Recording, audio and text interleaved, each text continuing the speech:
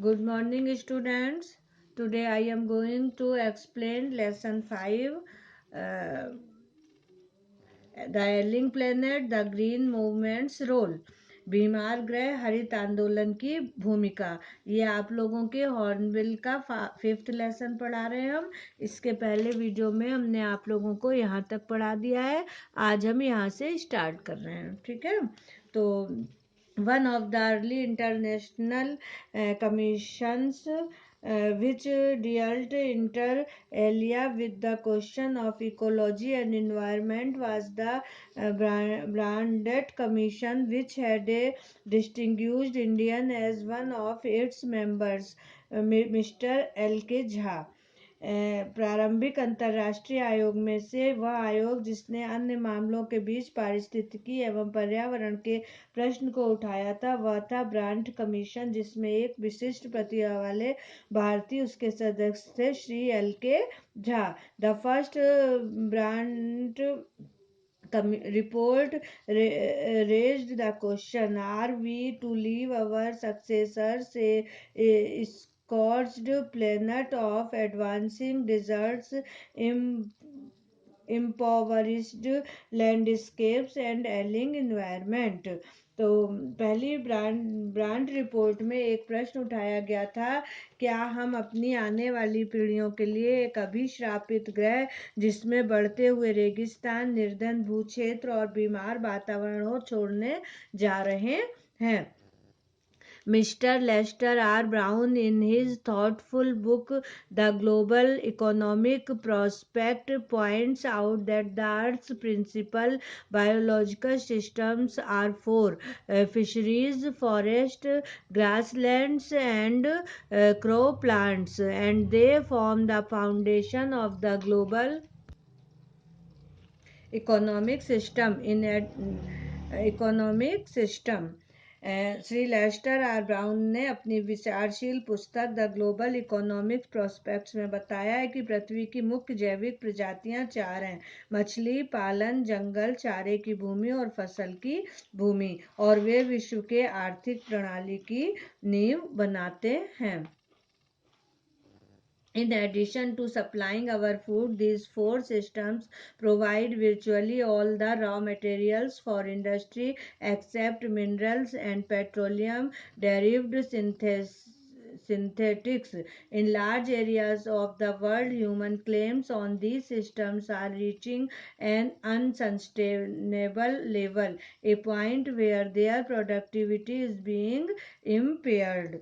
हमारे भोजन की आपूर्ति के अतिरिक्त ये चार प्रणालियां व्यवहारिक रूप से उद्योगों के लिए खनिज पदार्थ और पेट्रोलियम से निकले कृत्रिम चीजों को छोड़कर सारा कच्चा माल प्रदान करते हैं। विश्व के विशाल क्षेत्रों में इन प्रणालियों में मनुष्य का दावा एक असहनीय स्तर तक पहुंच रहा है, एक ऐसा बिंदु जहां उत्पादकता क्षीण हो जाती है। When this happens, fisheries collapse, forests disappear, grasslands are converted into barren wastelands, and croplands deteriorates. In a protein-conscious and protein-hungry world, overfishing is common every day. In poor countries, local forests are being decimated in order to procure firewood for cooking.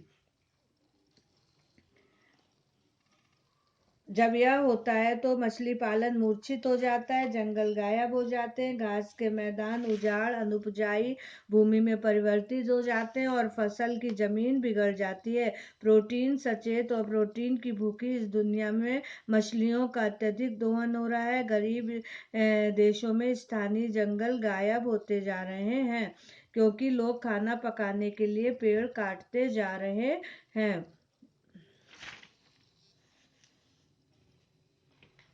In some places, firewood has become so expensive that what goes under the pot now cost more than what goes inside it. Since the tropical forest is, in the words of Dr. Myers, the powerhouse of the evolution, several species of life face extinctions as a result of its destruction.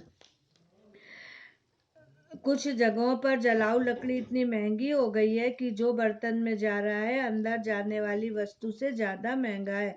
चूंकि उष्णकटिबंधीय के जंगल doctor mayor के शब्दों में विकास के power house हैं, इनके विनाश के कारण कई प्रकार की प्रजातियों का अस्तित्व खतरे में पड़ गया है।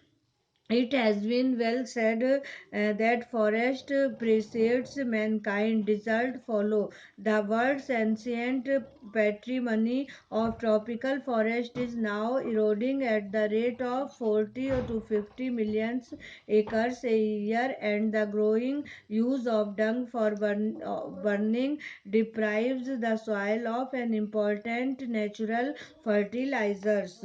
यह ठीक ही कहा गया है कि जंगल मनुष्य जीवन से पहले आए, रेगिस्तान उसके बाद।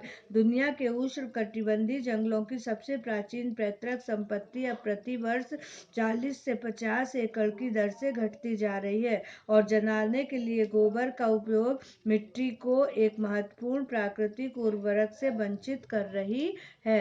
The world bank estimates that a five-fold increase in the rate of forest planting is needed to cope with the expected fuel wood demand in the year of 2000. World bank के अनुसार ने अनुमान लगाया है कि सन 2000 में जलाऊ लकड़ी की मांग से मुकाबला करने के लिए वनों के रोपण को 5 गुना बढ़ाना होगा। James Speth, the president of the World Resources Institute, said the other day, we were saying that we are losing the forest at an acre a second, but it is much closer to an acre and a half to a second. James Speth World Resources Institute के president ने कहा है, हम कह रहे थे कि हम 1 एकड़ प्रति सेकंड के हिसाब से जंगल खोते जा रहे हैं, किंतु यह 1.5 एकड़ प्रति सेकंड के हिसाब से है। हमने आप लोगों को आज यहाँ तक पढ़ा दिया है, और अब हम जो है वो इसके आगे नेक्स्ट वीडियो में पढ़ाएंगे। Thank you.